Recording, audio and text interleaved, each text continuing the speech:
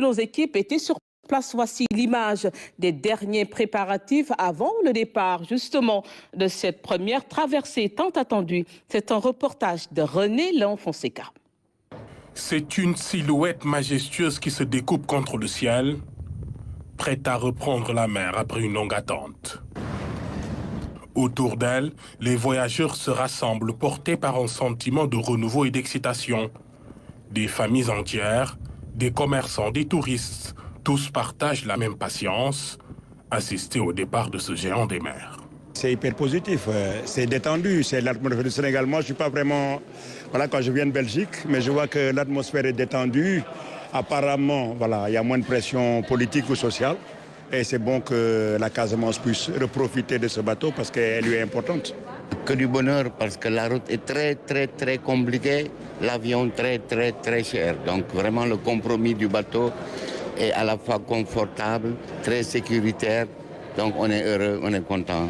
On est vraiment fiers, on est un peu content aussi parce que c'est une liaison qui nous arrange beaucoup, qui facilite aussi Dakar-Ziguinchor, on est content. À l'entrée de la gare, les vérifications des tickets se font dans un balai bien orchestré. Un processus fluide mais rigoureux. Le personnel s'assure également que chaque bagage soit soigneusement sécurisé, pesé, avant d'être chargé. On est habitué à la traversée Dakar-Ziguinchor, donc c'est juste une routine. Donc là, c'est vrai qu'on avait stoppé, ça fait 10 mois, mais là, tout se passe bien. Donc, Inch'Allah, le voyage va pouvoir se faire dans de très bonnes conditions, Inch'Allah.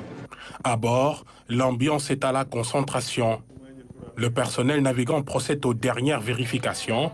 Chaque détail est scruté avec la plus grande attention. Leur mission, garantir une traversée sûre, confortable et mémorable pour tous. Aujourd'hui, on fait le voyage commercial avec les passagers et la marchandise. Donc le navire est prêt, le consommateur a lancé ses navires et nous espérons que ce sera pour toujours.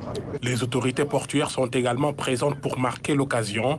Visite à bord, échanges cordiaux et poignées de main se succèdent.